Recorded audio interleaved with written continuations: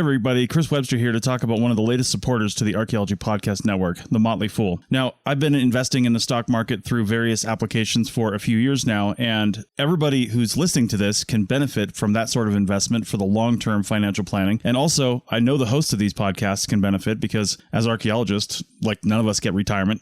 We all have to kind of fend for ourselves. So investing in the stock market is a good idea, but not everybody can do it. And look, we get it. The market is complicated and confusing, and to many of us, it simply doesn't make sense. In fact, where do you even start? Take all of the guesswork out of it with the Motley Fool Stock Advisor. The Motley Fool has been around for over 25 years and has been spot on in recommending some of the world's most important companies before they hit the big time. I'm talking about Amazon, Tesla, Netflix, Starbucks, all before they exploded in value. With their easy to use and super informative service, Stock Advisor, you could join the ranks before they potentially find the next big thing. After all, their average stock recommendation is up over 400% as of April 10th, 2023. And no need to be intimidated by financial jargon or market complexities.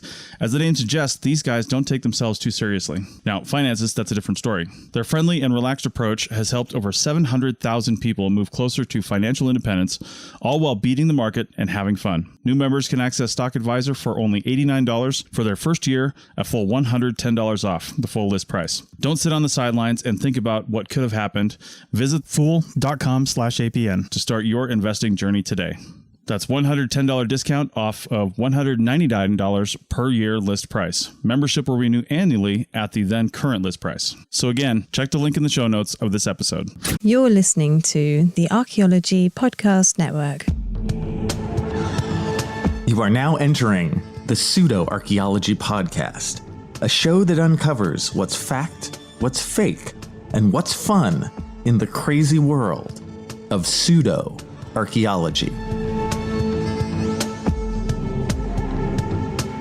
Hello and welcome to the Pseudo Archaeology Podcast, episode 148. I'm your host, Dr. Andrew Kinkella, and tonight, the shocking story of the Baghdad Battery.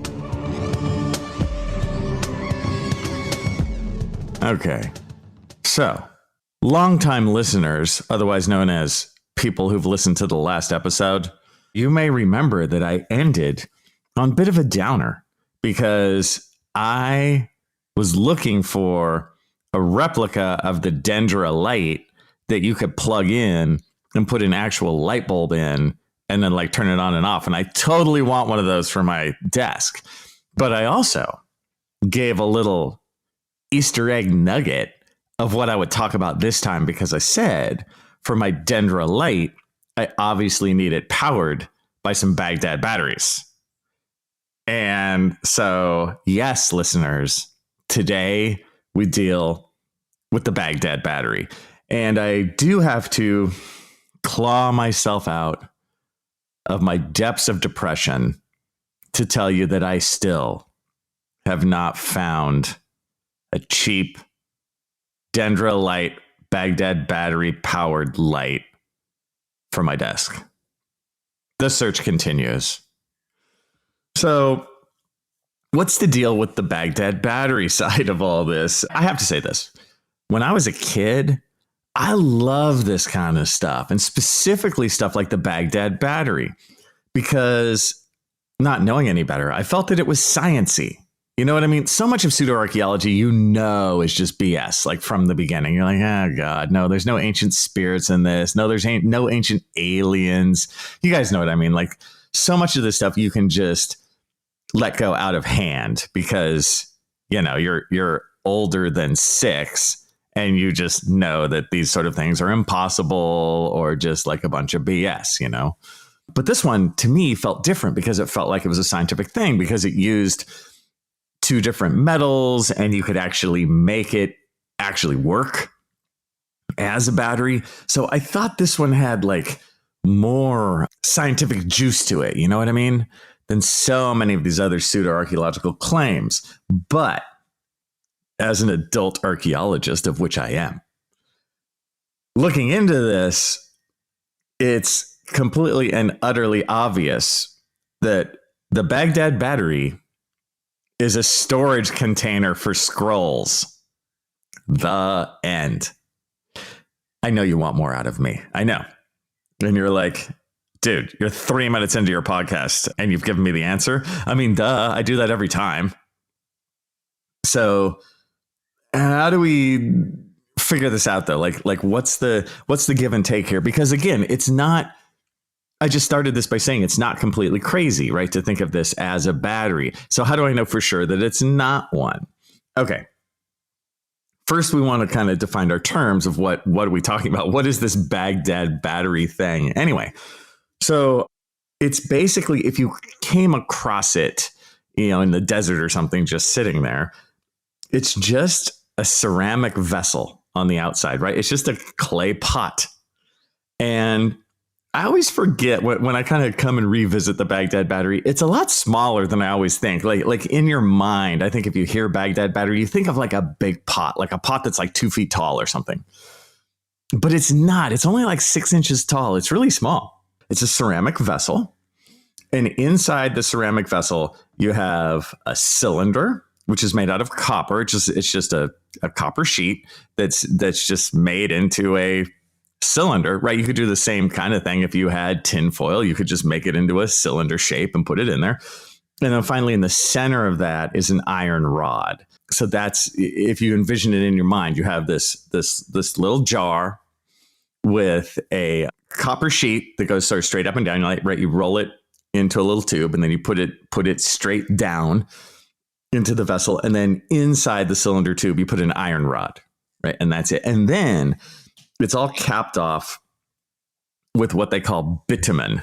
And I'll get into that in a second. So that's the setup. It really has 4 pieces to it, right? Ceramic vessel, copper cylinder, iron rod, and capped off by some bitumen to seal it at the top. Okay, looking a little closer though, one thing I think is interesting is ancient technology in the most basic sense. And I'm not talking about batteries. I'm talking about the actual pieces of this and how hard or easy they would be to make. Now, first, when we're looking at the ceramic vessel itself, the jar, when you look at what it's made out of terracotta. And terracotta is like low-fired ceramic, meaning you don't need super high heat to make it. So terracotta, like today, a flower pot is terracotta. You guys know what I mean? It's just, it's not really fine. It's low fired. It's easy to make. And because it's low fired, it's not very strong. You know how like plant pots just break, really easily. That's because they're of their sort of low fired nature. The other thing about them are they're kind of weepy. You know what I mean? Like when you put water in it, it kind of soaks in. They're not the most water resistant thing ever.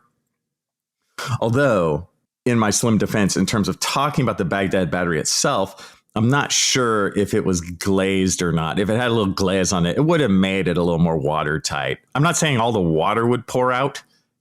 Put some water in a plant pot, and you know how it just gets kind of discolors on the outside. You can see it kind of soaking the water in. Anyway, you'll see the method to my madness in a bit. So we have this basic ceramic vessel, easy to make. This is not super high end. Then you have the copper sheet. In terms of ancient technology, copper is the easiest metal to deal with. You can find it naturally and just cold hammer it, which means you don't even have to smelt it or anything like that. The downside of copper is it's not very strong in terms of metals, but the use of it for an ancient culture, it's the easiest of the metals to deal with. So in terms of technology, that is not an over-the-top thing. Many cultures, and I'm not saying this was necessarily cold hammered. I'm not sure about the technology used here in terms of the copper. It might have been smelted some, probably was. But my point there, very doable. Finally, the iron rod. To me, the iron rod is the hardest part of the whole thing because you have to smelt iron, and iron is a pain. Iron needs a much hotter fire, right? It needs good smelting technology. That's why iron is so important in ancient history. And iron, as we all know, it's harder, it's stronger than all this other stuff. So honestly, just finding this, knowing nothing else with the culture, if you didn't know anything, you're like, ooh, they did iron. Like, that's pretty good. Good for them. And then finally, the whole contraption is sealed with what they call bitumen. What is bitumen? It's asphalt. Okay, that's what they used as the sealant on the top of this. It's not tar. Tar and asphalt are different. Tar, when you think of tar, tar is really more, I guess you'd say viscous. It's kind of more watery, like it flows better. You know what I mean? But bitumen or asphalt, it's got that kind of drier, more rocky situation going to it, right? It's more natural. Of course, it's a petroleum product. And this whole thing, the Baghdad Battery, was found right near Baghdad in Iraq. So I'm guessing it's shocking to no one that you could find naturally a petroleum product like asphalt in that general area, right? So that's the setup of what this thing is. It's very simple, but kind of cool. You know what I mean? Very specific. Now, in terms of why or why not this is a battery, to make this a battery, you need to have some sort of substance that you would fill it up with, right? Some sort of electrolyte, which can be a lot of things. Like you can use citrus juice. There's a bunch of other stuff you can use. But you would have to do that. And one of my first questions is, why use terracotta? Like, why not use something else that's not porous? And that's really minor, you know, but then beyond that, if you're actually using this as a battery, why seal it at the top with asphalt? Because you're going to have to replace the electrolyte. So sealing it at the top makes it like the biggest pain in the ass battery ever made. Maybe that's what they're going for. You know, I think I'm just too close-minded. I didn't realize that these ancient people were actually into making pain in the ass batteries that worked terribly, when even with their technology of the time, they could have done this better. Well, with that said, I'll see you on the flip side in a minute when we talk about the history of this thing. People are driven by the search for better. But when it comes to hiring, the best way to search for a candidate isn't to search at all. Don't search, match with Indeed. The hiring process can be slow and overwhelming. Simplify hiring with Indeed. Indeed is your matching and hiring platform. With over 350 million global monthly visitors according to Indeed data, and a matching engine that helps you find quality candidates fast. Ditch the busy work. Use Indeed for scheduling, screening, and messaging so you can connect with candidates faster. Join more than 3.5 million businesses worldwide that use Indeed to hire great talent fast. Listeners of this show will get a $75 sponsored job credit to get your jobs more visibility at Indeed.com/PODKATZ12. That's Indeed.com/PODKATZ12. Terms and conditions apply. O'Reilly. You need parts? O'Reilly Auto Parts has parts. Need them fast? We've got fast. No matter what you need, we have thousands of professional parts people doing their part to make sure you have it. Product availability. Just one part that makes O'Reilly stand apart. The professional parts people. O'Reilly Auto Parts.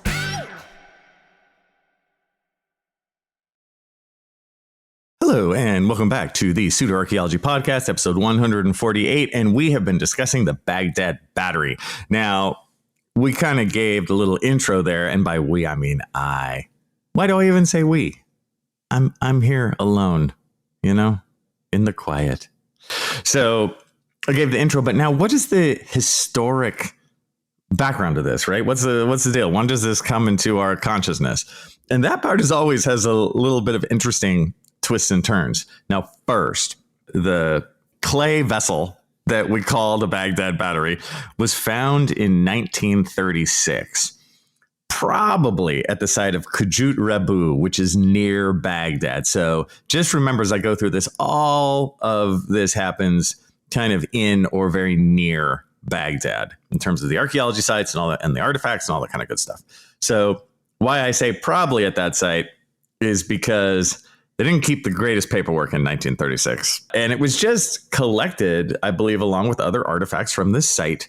And not much happened with it until 2 years later, when this guy, Wilhelm Koenig, who was, I believe, the director, or definitely working very high up in the National Museum of Iraq, right? So he's there in Baghdad. He's looking through the collections, and he writes this up. good for him, right? At least he's recording some stuff. Even today, we know in archaeology that many things just get kind of thrown in the back room of a lab somewhere and never dealt with. So he's dealing with the stuff. And in terms of how old the Baghdad Battery is, so as Koenig is writing this stuff down, we ultimately see that the Baghdad Battery is from what they call the Parthian period or the Sassanian period. And in terms of time, the Parthian period is from about 250 BC to around 225 AD or so. And then the one after that, the Sassanian period, is from about 225 to 650 AD. What we care about here is that this artifact was constructed sometime around the time of Christ or a little bit after, right? So it is, no matter if it's a battery or not, hint, it's not, but it is a real artifact, right? This isn't a fake artifact or something like this. This is a real artifact that is like the better part of 2,000 years old. So that's cool, right? It does have intrinsic interest. I think one thing we have to remember when we look at something like this is, based on those dates, which I have no reason to refute, I think they're totally fine. We have to realize that this is kind of late in overall Mesopotamian society and culture, right? Mesopotamia is so long lived. It kind of has that same vibe as Egypt, right? It's so long lived that when we see an artifact like this, we all of a sudden think like the great cities of Ur and Uruk with ziggurats, and we think of like the Akkadian and Babylonian Empire and the Assyrians, right? I've thrown out all those kind of key terms from ancient Mesopotamia. Realize that the Baghdad Battery is way after all that stuff, right? Because it's thousands of years newer, basically, than all that stuff. So, the Baghdad batteries weren't used by the thousands to power Uruk, or something silly like that. So it's a mistake, honestly, I made until recently. I thought that the ceramic vessel itself was much larger, and I thought it dated way back, right?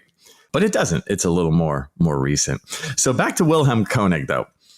As Wilhelm Koenig is writing this up in 1938, he also suggests, this is the first little tick towards a battery thing. He suggests this might have been an ancient battery. It might have been used for electroplating, right? That's putting a different kind of metal on top of another metallic object, or maybe for pain relief or something. And he's just kind of throwing it out there. I don't fault him necessarily. He's just kind of going, hey, what about this? And it's 1938.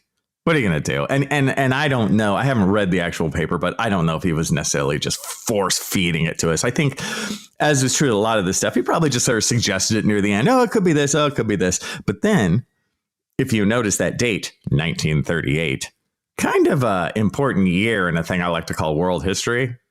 So there's other things to worry about in 1938, like the Germans. So this whole idea, this whole thing, it's written up and basically nobody cares. And everyone goes on with their life and they have World War II, and then actually we have post-World War II and still nobody cares until, oh my God, friends. How many times do I have to say this? Oh, good Christ. Until Erich von Däniken notes it in Chariots of the Gods in 1968. Of course. So once von Däniken lists, there's a battery from the ancient past, then it's in the public consciousness. That's what shoves it in our mind. That's what makes it, just a mind worm that never goes away, just like Atlantis, just like all those others, right? It's Chariots of the Gods that does it. So after that, you have a resurgence in terms of, the Baghdad Battery. And this is what just the sort of the fluorescence, I would say, of the idea of the Baghdad Battery. And of course, it goes with that late 60s and onward pseudo-archaeological ideology, which is now, instead of a fairly neutral report from the 1930s that just sort of posits or suggests a few things, now it takes on that sort of cynical, onerous aspect where it's like, well, Real archaeologists are keeping you in the dark because they're so narrow-minded. This is obviously a battery, right? That kind of mentality, which is the true poison in all this, right? So now our brains are poisoned once and for all with the Baghdad Battery, right? Capital T, capital B, capital B. And now if you Google the Baghdad Battery, you know what you're getting, friends. Right. This is one of those ones, just like Stonehenge or something else, a real archaeological artifact. Again, we can't keep our eyes away from the fact that this is real. It's just not a battery, but the artifact itself is real. If you Google it, you just get a world of alternative, otherwise known as pseudo, history examples of this. You get those quotes like they'll start with the Baghdad Battery, a contentious topic in archaeological circles. No, it's not. The Baghdad Battery is not contentious in archaeological circles. You could say that two different ways. You could either say the Baghdad Battery is completely not contentious in archaeological circles because everyone knows it's a scroll holder. Or you could say the Baghdad Battery is a contentious topic in pseudo-archaeology circles because they try and keep this thing alive decade after decade. Both ways of saying that are correct. But, in all this, as you listen to my overassured self and you're like, Kinkilla, man, how can you be so sure that it's not a battery? Or even more honestly, you can be like, well, hey, was it maybe kind of used for a battery? Or, maybe it was a secondary use for it? Or how can you really, really know? What's my honest refutation of this ceramic vessel being used as a battery? Here's, I think, one of the most important facts. Ever since 1930, at least, they've found a bunch of others of these. Never quite hear that one, do you? Yeah, they've found a bunch of others. And you know what's sealed inside of some of them? Remains of scrolls. Yeah, obvious fiber remains all wrapped up in there.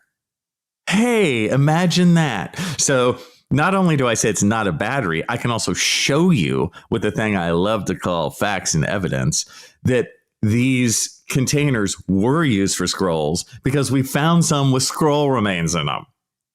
I believe that defines a slam dunk in circles of the law. You know what I mean? Like there you go. That's it.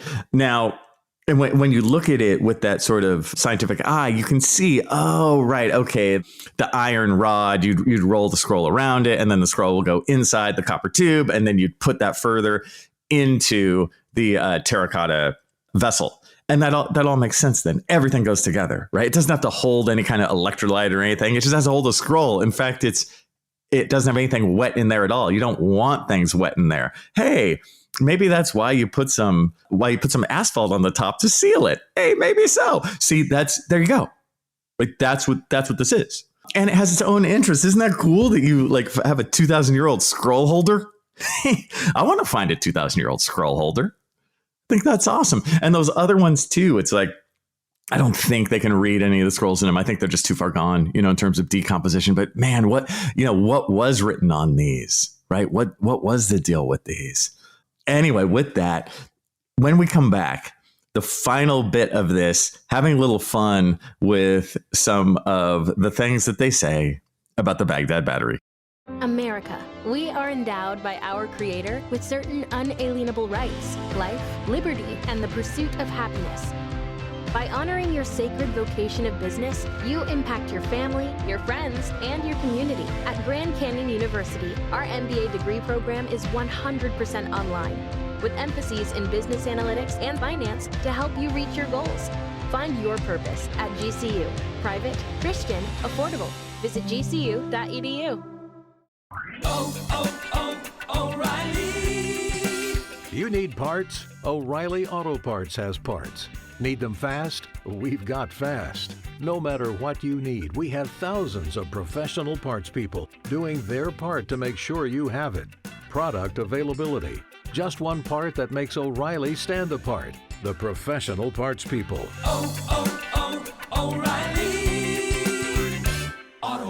Parts. Get 15% off a set of BrakeMess Select, Select Pro, or Import Direct brake pads and 2 rotors now at O'Reilly Auto Parts. O'Reilly Auto Parts. Hello and welcome back to the Pseudo Archaeology Podcast, episode 148. And we have been discussing the Baghdad Battery. And I have to admit something to you, friends. I have lied to you yet again. And you're like, at this point, you're like, oh, good God, what else is new? My lie? I said at the end of the last section that we would have some fun with the Baghdad Battery. And oh, we might. But first, you have to take your medicine. See, I forgot that. I got to give you your medicine. And the medicine is even more scientific facts to hammer home into your head why it's not a battery. And you're like, come on, man. Can't it be a little bit of a battery? Think back to your childhood, Kinkella. You wanted to be a battery. Do I still want it to be a battery? You know what's funny? I don't. because it's not. If that makes sense. I love the idea of it. At the same point, I would love to write some sort of like humor fiction or humor science fiction, you know, with the Baghdad Battery in there, like with the premise of like, archaeologists have it all wrong and have fun with it. But here, you'll probably end up like me, just hearing some of this stuff. So, okay, let's say for a moment, it's not a scroll holder. Okay, it's a battery, or it uses electricity of some kind. It's an electricity maker, right? Okay, what was it for? Let's take on the idea of electroplating. Was it used for electroplating? Meaning, if you guys have seen this before, you might have seen it in like high school or done a science experiment or seen it on TV, where you take 2 different metals in solution and one gets a thin coating of the other metal. Sometimes you see this done with pennies, right? I remember seeing this when I was like 12 and I totally dug it. I remember just watching the electroplating in progress, and you need electricity to do that, right? You put the metals in the solution in the electrolyte, and then you put some current through it, and that's what happens, right? Depending on the metals, that kind of thing. Now, was this used as like an electroplating device of some kind? No. Why not? First reason. You don't find anything electroplated in that culture at all. That's pretty big, right? There's nothing. And again, this is where you'll get people who don't like scientific archaeologists. They'll be like, oh, you're just not looking close enough, or you're just not expanding your mind. No, we've looked. There's not any. There are other metal plated things, but the plating process is completely different. And you can tell immediately that it's not electroplating, right? That it's done through a different way. So we don't have that. Again, if we did, I'd be the first to tell you. I'd be like, check out this electroplating. This is awesome. I would love that. You guys, I probably don't touch on this enough, but I love science fiction. Science fiction, they're like my favorite movies, my favorite books. I am a science fiction like super fan. My whole life. I mean, Hitchhiker's Guide to the Galaxy is my favorite book of all time. I've read a lot of the classics. I'm into it. Like, I love the idea of future technology. I'm a closet astronomy nerd, or maybe not so closet, but I love that world, the world of science. And I would love it if we found evidence of ancient cultures, knowing this kind of stuff. I don't know if I would say I look for it, but my radar is always out for it, if that makes sense, even in my own work, but I don't see any evidence of it. Okay. Not used as electroplating. Why else? Besides that, there's no other artifacts that are indeed electroplated. You have no wires.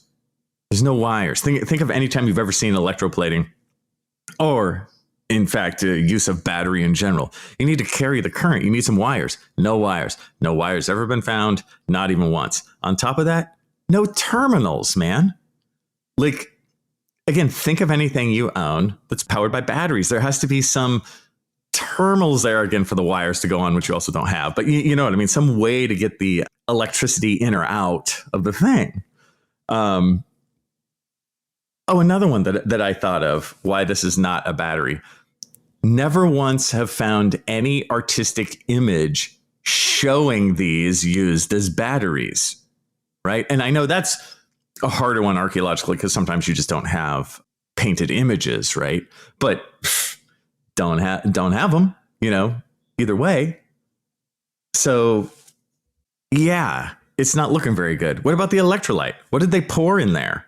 Again, why did they use terracotta? It's kind of porous and crappy, right? Use another form of ceramic that's a little better. That's minor, but I will say, yes, it's pretty easy to get an electrolyte. Again, you just pour some citrus juice in there and probably work fine. But there's no evidence of that, man.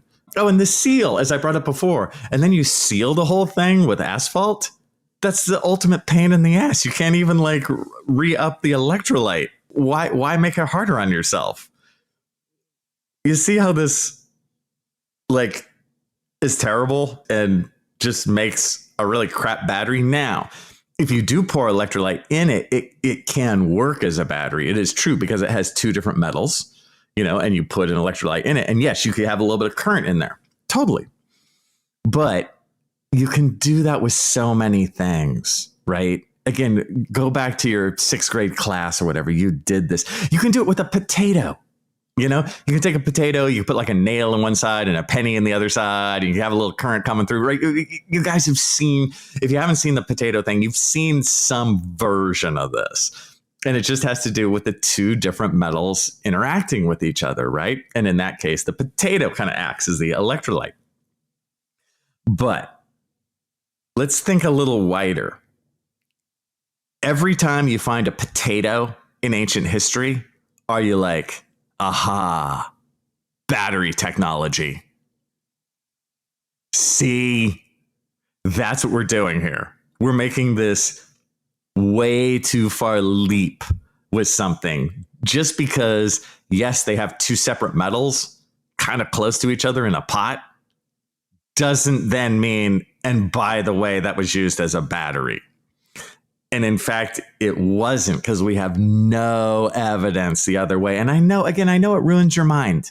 I know you're like, damn it, because I want this one, you guys, but it's just not, but can we clear our brain of this forever? No, just like you can never clear Atlantis or anything else. It's like an old operating system in a computer. You're like, man, I wish I could just delete all of this, but you just kind of can't. It's just there. And it messes you up every so often. You're like, man, this program isn't running so great.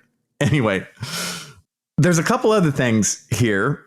In terms of the artifact itself, it was in the museum in Baghdad for years and years and years. It was lost in 2003, you guys. It was stolen during the Iraq War. Isn't that a bummer? Remember when all that stuff in the Iraq Museum got stolen?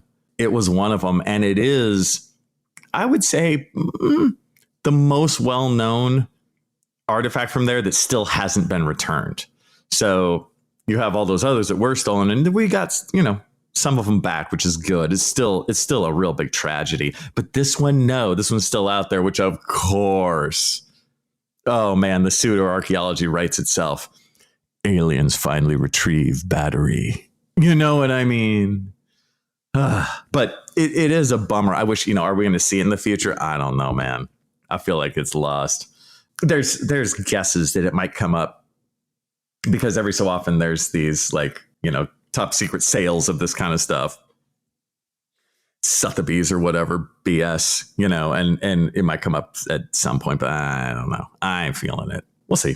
Finally, some of you might remember that Mythbusters did a thing on the Baghdad Battery, I believe in 2005, give or take, but it's been a while. It's been the better part of 20 years. And I have to say, I love Mythbusters. Of course. How could the Pseudo Archaeology podcast not love Mythbusters? I love those guys. I love what they did and do for science. They make science cool. They make science fun. They get people on the page of using science to explain these things instead of foolish pseudo ideas, right? So good for them. Now, I got one bone of contention with Mythbusters, but it's very small. I do have to totally sugarcoat this thing. I love the show. I wish they'd make more. I love Adam Savage and Jamie and all those dudes. I wish them well. I want them to be hugely successful. They deserve it. They're great. So Mythbusters did the Baghdad Battery and they made 10 of them, right? And it's cool. Again, if you look back and when I looked back, I'm like, oh yeah, see, they're small. They made them correct size, whole deal. Quite easy to make, of course. especially versus the other stuff that Mythbusters has done. This was an easy week.